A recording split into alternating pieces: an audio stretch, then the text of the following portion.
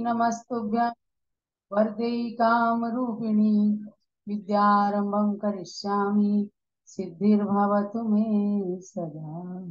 जब लो पंच परमेष्टि भगवान की द्वादशांगमयी सरस्वती माता की जय। परम पूज्य गणनी प्रमुख श्री ज्ञानमती माता जी की जय। स्वाध्याय का समय हो गया है और प्रारंभ करने से पहले केवल एक ही सूचना है। गोमट सार जीवकांड जिसे कई दिनों से आप अध्ययन कर रहे हैं, उसके 2 पेपर आप लोग दे चुके हैं और थर्ड पेपर इसका 12 मई को होने जा रहा है, जिसमें 40 गाथाओं तक की परीक्षा रहेगी। कसाय मारना से लेकर 88 नंबर की गाथा से और संयम मारना 127 नंबर की गाथा तक 40 गाथाओं की परीक्षा होगी 12 मई को 3:30 बजे। तो स्वाध्याय का यदि आपको रिवीजन करना है, पुस्तक में बहुत अच्छा सब कुछ दिया हुआ है, फिर भी प्रवचन के माध्यम से यदि चाहते हैं तो भारत गौरव करनी ज्ञानमती माता जी यूट्यूब चैनल पर आपको सारे वीडियो प्रवचन उपलब्ध रहेंगे, क्लासेस रहेंगी। और इंसाइक्लोपीडिया जैनिज्म.com नाम की वेबसाइट में सभी ऑडियो क्लासेस उसके अंदर उपलब्ध हैं। आप उनको खोल करके और आराम से पिछले स्वाध्याय को आप रिपीट कर सकते हैं। और 12 मई को दिन में 3:30 बजे से भगवान ऋषभ देव जूम चैनल पर ये परीक्षा होने वाली है। पहले की तरह से ही 20 प्रश्न रहेंगे, हर एक प्रश्न के 4-4 उत्तर, और उनमें से जो भी उत्तर आपको सही लगेगा उस पर टिक करके सबमिट करना है। अगले ही दिन उसका रिजल्ट आएगा और पता लगेगा कि आपने कितना अच्छा अध्ययन करके अपने ज्ञान को परिमार्जित किया है। तो ध्यान रखें, 12 मई दिन में 3:30 बजे सभी लोग एक दूसरे को प्रेरणा करके, उनको सूचना करके व्हाट्सएप के माध्यम से इस परीक्षा की सूचना दें। थर्ड पेपर रहेगा और 4th नंबर का पेपर भी आपका आगे घोषित किया जाएगा, लिया जाएगा। और इस तरह से गोमट सार जीवकांड ग्रंथ का स्वाध्याय परिपूर्ण होगा। अब मंगलाचरण के साथ स्वाध्याय प्रारंभ करते हैं। सिद्धम शुद्धम पणमीय जिनिंदवर नेमि चंद मकलंकम गुणरयण भूषणुदयम जीवस्य परुवणम वोच्छम। जीव द्रव्य की 20 प्रगुणाओं के अंतर्गत 13वीं प्रगुणा संयम मारणा के रूप में चल रही है। संयम जो सम्यक प्रकार से यम नियम का पालन किया जाता है, जिसे उत्तम संयम धर्म के नाम से जाना जाता है, जिसको धारण करके आज हमारे संतगण संयमी मुनिराज के वेश में विचरण करते हैं और उनसे साक्षात जीता जागता संयम का उदाहरण लिया जाता है। उन संयमियों की विनय करने मात्र से अपने अंदर भी संयम जागृत होने का दिन आता है और संयमियों की विनय से आगे हमेशा अपना मोक्ष मार्ग सफल होता है। आज 125 नंबर की गाथा है। गोमट सार जीवकांड ग्रंथ में 117 नंबर के पेज को खोलिएगा, जिसमें 7 संयम के अंदर अब 6ठे संयम की बात चलेगी। सामायिक छेदोपस्थापना, परिहार विशुद्धि, सूक्ष्म सांप्राय, यथाख्यात संयम, देश संयम और असंयम। इस प्रकार से 7 प्रकार से संयम मारणा के अंदर बताया है कि किस किस प्रकार के संयमी जीव रहते हैं और आज वर्तमान में कौन से संयम का पालन करने वाले मुनिराज हैं और गृहस्थ जन कौन से संयम का परिपालन कर सकते हैं। अब इसीलिए 6ठे संयम की बात है, जिसका नाम है देश विरत संयम। देश विरत संयम नाम से ही जिसका आंशिक रूप से परिज्ञान हो जाता है कि अंश रूप में संयम का परिपालन करना, पापों का त्याग करना, यही देश संयम है और उसे गाथा के माध्यम से पढ़ते हैं। दंसण वय सामाय होसय सच्चितराय भक्तेय सच्चितराय भक्तेय बंबारंभ परिग्रह हनुमण मुद्दिठ देशवीर दे दे हनुमण मुद्दिठ देशवीर दे दे सामोद्या था प्रिय दंसण वय सामाय होसय सच्चितराय भक्तेय बंबारंभ परिग्रह हनुमण मुद्दिठ देशवीर दे दे दर्शन व्रत सामायिका प्रोषद सचित रात्रि भक्ताश्च ब्रह्मारंभ परिग्रहानुमतो दिदौदष्ट देश वीरताये थे।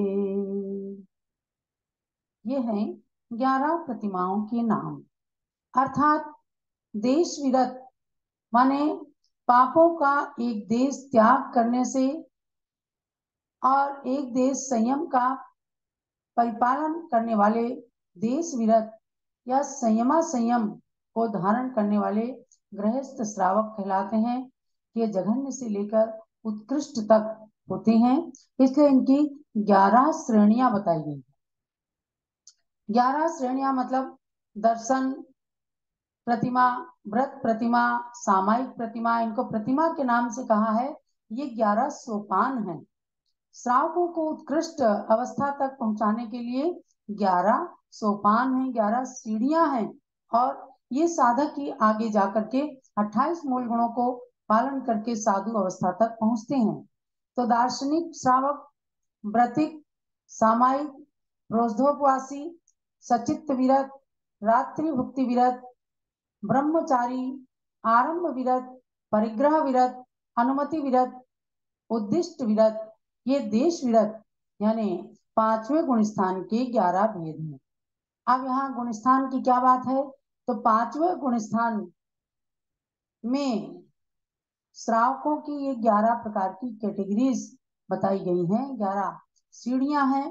क्या पहले असंयम अवस्था में भी अष्टमूल गुणों का पालन करते हुए मध्य मांस मधु का त्याग करके 5 उदंबर फलों का जिनमें त्रस हिंसा होती है, तो ऐसे 5 और 3 8 अभक्ष्य वस्तुओं का त्याग करने से जीवन में अष्टमूल गुण प्रकट होते हैं, जो कि 40 दिन के बालक बालिका को जब मंदिर में ले जाया जाता है, नमोकार मंत्र कान में सुनाया जाता है, उसी दिन जब कोई साधु, कोई महाराज जी, कोई माता जी होते हैं, तो बच्चे के कान में नमोकार मंत्र सुना करके और इन अष्टमूल गुणों को उसको प्रदान करके उसे जैन बनाते हैं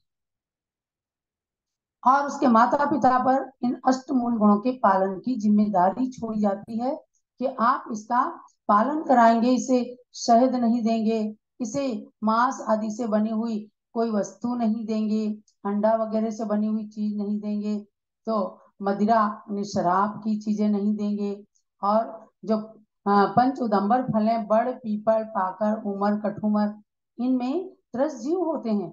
आजकल तो नहीं खाते, लेकिन कोई लोग अंजीर वगैरह खाते हैं, तो इन चीजों का त्याग करा दिया जाता है, क्योंकि जैन घरों के अंदर जो जन्म से ही जितेंद्रियता का पाठ पढ़ने के लिए संसार में आते हैं, तो उनको इन चीजों का त्याग कराया जाता है। और 8 वर्ष की अवस्था होते ही माता पिता का कर्तव्य होता है कि वो बच्चे को बताएं इन इन चीजों का तुम्हें त्याग करना है, हमेशा त्याग रहेगा, तब जाकर के उसका जैन बनना सार्थक होता है। इसके बाद अपनी योग्यता के अनुसार, अपनी शक्ति के अनुसार, अपनी श्रद्धा के अनुसार वह आगे अणुव्रतों की ओर बढ़ते हैं। जैसे जैसे संत समागम मिलता है, तो आगे उनको बढ़ने का मन करता है और अपने जीवन के अंदर सात्विकता लाने के लिए प्रयास करते हैं। देखो, व्रतों के बिना ये जीवन सबका बेकार रहता है। आचार्य पूज्यपाद स्वामी ने यहाँ तक कहा, वरम व्रतहि पदम देवम ना व्रतैर्वतनारकम छाया तपस्थयोर भेदः प्रतिपाले तोर महान। उदाहरण दिया कि जैसे कोई व्यक्ति अपने किसी इष्ट का इंतजार करता होता है, और छाया में खड़े होकर के या बैठ करके इंतजार करना और धूप में इंतजार करना, इंतजार दोनों तरह से हो रहा है। लेकिन जो छाया में बैठ के इंतजार कर रहा है वह ठीक है, और जो धूप में बैठ के इंतजार कर रहा है वह उसके लिए हानिकारक है, बीमार पड़ सकता है। वैसे ही कहा कि संसार में आपको रहना ही है तो वरम व्रत ही, व्रतों का पालन करना अच्छा है, क्योंकि उससे देवगति मिलती है। तो छाया में बैठ करके इंतजार करने के समान है, यानी मोक्ष मार्ग में चलने की सबकी इच्छा है, परंतु जो व्रतों का पालन करके देवगति आदि में जाके सुख भोगते हैं, आगे आगे सम्यक दर्शन को वृद्धिंगत करते हैं, उनका मोक्ष मार्ग सरल रहता है। ना व्रतैर्वत नारकम, और व्रतों का पालन नहीं करने से, असंयमी रहने से, आवृत्ति रहने से और नरक में जाना अच्छा नहीं है। तुलना की है कि आवृत्ति रह के नरक में जाना अच्छा है या व्रती बन करके देव बनना अच्छा है। आप भी कहेंगे नहीं, देव बनना अच्छा है, क्योंकि देव गति में सुख होता है। तो ऐसे ही आपको इन व्रतों की इज्जत करना है, व्रतों का मूल्यांकन करना है कि चाहे छोटा सा व्रत है। व्रत केवल ले लिया कि हम रात में चतुर्विध आहार का त्याग करें, करते हैं। आप ये समझो कि जिसने रात में चतुर्विध आहार का त्याग कर दिया, 1 साल में 6 महीने के उपवास का उसको फल मिल जाता है। कितने ही लोग आज भी हैं कि कुछ लिमिट कर लेते हैं, 6 बजे के बाद, 7 बजे के बाद हमें कुछ भी नहीं लेना है। बहुत सारे लोग हैं, तो इनके ऊपर संयम के, व्रत के संस्कार रहते हैं।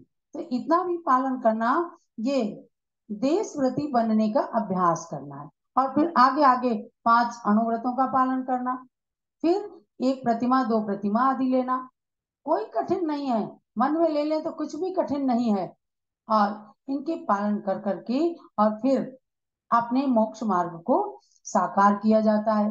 एक कवि ने ठीक ही कहा है, धनाति भूमौ पशवश्च गोष्ठे, नारी ग्रह द्वार बांधव श्मशाने, देह स्थितायं परलोक मार्गे, धर्मानुगो गच्छति जीव एका।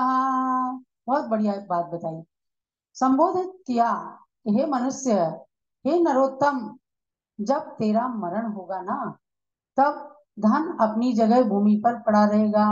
भूमि पर पड़ा मतलब चाहे तुझने तिजोरी में रख रखा है, चाहे लॉकर के अंदर बंद करके रखा है, जितना भी धन कमाया है सब पड़ा रह जाएगा। और क्या होगा, पशुवश्च गोष्ठे, पशु जो है जिनको गोधन आपने इकट्ठा किया है वो भी अपने खूंटे से बंधे रहेंगे, आपके साथ नहीं जाएंगे। और नारी गृह द्वार, नारी जिस पत्नी को एकदम प्रिय मानते हैं वो भी कहाँ तक जाती है, घर के द्वार तक। नारियों को तो स्मशान तक भी नहीं ले जाते, वहीं तक वो अपने दुख को, अपने कष्ट को प्रदर्शित करके अपनी सीमा में रह जाती है।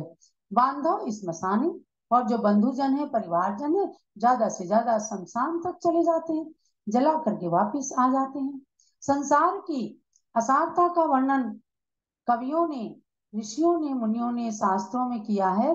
फिर कहा देह स्थितायम परलोक मार्गे, फिर क्या होता है कि जब स्मशान तक जाकर वो लोग छोड़ देते हैं, तो जिसके लिए व्यक्ति संसार में योग्य अयोग्य प्रकार से धनोपार्जन करके मोह माया में फंसा रहता है, अंत में वो सभी सामान भी, संगी साथी कोई भी नहीं जाता, सब के सब यही परलोक मार्गे न गच्छति, परलोक के मार्ग में कोई भी नहीं जाता है। धर्मानुगो गच्छति जीव एका, क्या, केवल धर्म, केवल संयम, केवल व्रत, केवल आपके द्वारा किए गए अच्छे और बुरे कार्य, यही केवल एक आपके साथ में जाने वाले हैं। एकमात्र धर्म ही जीव के साथ जाता है। इसलिए कहा धर्म करत संसार सुख, धर्म करत निर्वाण, धर्म पंथ साधी बिना नर तिर्यंच समान। तो तिर्यंच के समान नहीं बनना है, मनुष्य के समान, इंसान से भगवान बनना है, इंसान से हैवान नहीं बनना है। कौन जाने किस जगह पर जिंदगी लुट जाएगी, श्वास का है क्या भरोसा, कब किधर रुक जाएगी। मौत का ना कुछ ठिकाना, मौत का ना कुछ ठिकाना, कब कहाँ आ जाएगी ये घड़ी जो जा रही है फिर कभी ना आएगी। जो घड़ी है, घड़ी मीन्स एक एक मिनट का समय, वह कभी भी गया हुआ समय वापिस नहीं आता। इसलिए अपने को सोचना है कि छोटे से छोटा भी नियम, व्रत, संयम पालन करके और इस संयम पालना का अध्ययन करते करते असंयमी नहीं रहने पाए, मेरा जीव मेरी आत्मा असंयमी न रहने पाए, ऐसी भावना जरूर जरूर भावना है। अगर कुछ भी ना कर सके तो कम से कम बच्चों के अंदर भी ये संस्कार डालें कि अष्टमी चतुर्दशी के दिन आपको जमीकंद का त्याग करना है, या फिर कोई ना कोई बाजार की बनी चीजों का त्याग करना है खाने का। आज न जाने कितने अवगुण बताए जा रहे हैं। देखो, इतने इतने ब्रांडेड मसाले आपके घर के अंदर जो आ रहे हैं, 50 साल से जिनका ब्रांड चल रहा है, लेकिन उनके अंदर कितनी पोल छिपी है आपके सामने आती ही होंगी बात। कम से कम इतना कर लें, आज हमारी पढ़ाई को करने वाली महिलाएं इतना नियम कर लें कि हम घर के अंदर बाजार के पिसे हुए मसाले नहीं आने देंगे। अरे ये बहुत बड़ा संयम नहीं है, लेकिन संयम की ओर अग्रसर होने के लिए कदम जरूर है। छोटे छोटे कदमों से भी हम संयम के पथ पर चलेंगे तो एक न एक दिन मोक्ष के महल पर ऊपर छत तक पहुंच जाएंगे। आज आपके अंदर इतना आलस्य छा गया है, इसलिए लोग साधुओं के चौके लगाने में कष्ट महसूस करते हैं कि हमें सारी चीजें मर्यादा की लानी पड़ेंगी। तो आप अगर अपना खान पान स्वयं में थोड़ा शुद्ध बनाने की कोशिश करें तो आपको साधुओं से डर नहीं लगेगा, साधुओं के चौके लगाने से भी डर नहीं लगेगा। आज के इस भौतिकवादी संसार के अंदर यदि अल्पमात्र भी शुद्धता है तो केवल साधु के चौके में है। कि चाहे कितना ही सोचें, लेकिन आज कम से कम अभी साधुओं की चर्या पल रही है। आप सब लोग गृहस्थ लोग ही पलवा रहे हैं घर के शुद्ध मसाले, घर का आटा पिसा हुआ और अपने हाथ से छना हुआ पानी। कम से कम इतना करके आप संयमियों का संयम पालन करा रहे हैं, तो आप भी संयमी बनने के मार्ग पर चल रहे हैं। रूखा सूखा चौके का भोजन भी कितना मीठा लगता है। लोग प्रसाद लेने आते हैं, हमें चाहे अलोना दे दो, आप साधु का खाया हुआ अलोना दे दो, नीरस दे दो, कैसा भी दे दो, लेकिन वो प्रसाद लेकर के वो सोचते हैं कि आज तो मेरा जीवन धन्य हो गया। एक बालक ने केवल रिद्धिधारी संयमी मुनिराज के आहार के बीच में ताली बजा करके जय हो जय हो जय हो, उसकी माँ ने कहा इन संत को आहार करा करके फिर मैं तुझे खीर खिलाऊंगी। और उस बालक ने जय जयकारा किया। मन में ये था कि जल्दी से महाराज जी का आहार हो जाए, भोजन हो जाए, फिर मुझे मेरी माँ खीर खिलाएगी। और उसने बाद में खीर खाया, खीर अक्षय हो गई। सुबह से शाम तक सारे लोग खाते गए, पूरे गांव के लोग खाते गए, खीर खत्म नहीं हुई। माँ ने बताया बच्चे को कि बेटा आज तेरी खीर इसलिए ज्यादा अच्छी हो गई कि आज हमने एक संयमी, एक संत को, एक महाराज जी को आहार कराया है, इसलिए आज हमारी खीर अक्षय हो गई। वे अक्षीण रिद्धि, वे अक्षीण रिद्धि धारी मुनिराज थे। इसलिए संयमियों का हमेशा मूल्यांकन करना, उनकी विनय करना, उनकी कभी भी बुराई नहीं सुनना, और देशव्रति का जो आज आपने लक्षण पढ़ा है कि 11 प्रतिमा रूप से देश विरत, यानी कि इनमें से एक भी प्रतिमा आपने पालन कर ली, समझो आज 5वें गुण स्थान में पहुंच गए। वरना जब तक इनका पालन नहीं कर रहे हैं, इनमें से कोई भी व्रत नहीं ले रहे हैं, तब तक असंयमी है। हाँ, 5 अणु व्रत भी ले लेते हैं तो समझो आपकी पहली प्रतिमा हो जाती है। भगवान के दर्शन का नियम कर लिया, घर के अंदर छना हुआ जल पीने का नियम कर लिया, 5 अणुव्रतों का पालन कर रहे हैं, तो नियम से इन प्रतिमाओं के बारे में आप और दूसरे ग्रंथों से भी पढ़ सकते हैं। बाल विकास नाम की बहुत सुंदर सुंदर पुस्तकें हैं, 4 भाग हैं। इसके चौथे भाग के अंदर पूज्य गणी ज्ञानमती माता ने 11 प्रतिमाओं का बहुत अच्छा स्वरूप लिखा है कि जो संसार शरीर भोगों से विरक्त शुद्ध सम्यक दर्शन का धारी है, पंच परमेष्टि के चरण कमलों की शरण ग्रहण करने वाला है, सच्चे मार्ग पर चलने वाला है वह दर्शन प्रतिमाधारी, प्रथम प्रतिमाधारी श्रावक या श्राविका कहलाते हैं। इसमें क्या है? 7 व्यसनों का त्याग करना। जुआ खेलना, मांस मत, वेश्या व्यसन शिकार, चोरी पर रमणी रमन, ये 7 व्यसन निवार। चोरी नहीं करना, वेश्या सेवन नहीं करना, झूठ नहीं बोलना, जुआ नहीं खेलना, मांस मदिरा का सेवन नहीं करना, और चोरी, जुआ खेलना, मांस मत, वेश्या सेवन नहीं करना, शिकार नहीं करना, और चोरी नहीं करना, पर स्त्रीगामी नहीं बनना। इन 7 व्यसनों का त्याग करके ये प्राणी जो है अपने मानव जन्म को समझो सार्थक कर लेता है। अगर आपके 7 व्यसनों का त्याग नहीं है तो एक तरह से समझे कि भगवान की प्रतिमा का अभिषेक करने का आपको अधिकार ही नहीं है। यदि भगवान की प्रतिमा का अभिषेक करना चाहते हैं, पुण्य की प्राप्ति करना चाहते हैं, तो सप्त व्यसन के त्यागी सर्वप्रथम बने। और आगे आगे इन प्रतिमाओं के बारे में इस बाल विकास के चौथे भाग में, जिसमें छोटी छोटी परिभाषाएं हर एक प्रतिमा की दी हैं, कल समय हुआ तो मैं इन प्रतिमाओं के बारे में आपको बताऊंगी। और आज के इस क्लास का सार आपको ये समझना है कि देश विरत नाम का संयम, देश संयम, संयमा संयम के नाम से जो जाना जाता है, ऐसे संयम को गृहस्थ लोग भी पालन कर सकते हैं। और फिर 10वीं और 11वीं प्रतिमा तक अपनी श्रेणी को बढ़ाकर क्षुल्लक, ऐलक या 10वीं प्रतिमाधारी के रूप में रह करके उत्कृष्ट श्रावक के व्रतों का भी परिपालन कर सकते हैं। आप देखते हैं कि रविंद्र कीर्ति स्वामी जी हैं, 10वीं प्रतिमाधारी हैं। हमारे क्षुल्लक जी हैं, देखो यहाँ प्रशांत सागर जी हैं, जिन सागर जी हैं, और पूरे देश के अंदर क्षुल्लक हैं। केवल मुनि, आरिका, क्षुल्लक और क्षुल्लिका यही मयूर पंख की पिच्छिका को धारण करने के अधिकारी होते हैं। 4 ही लिंग हैं जो मयूर पंख की पिच्छिका के अधिकारी बनते हैं।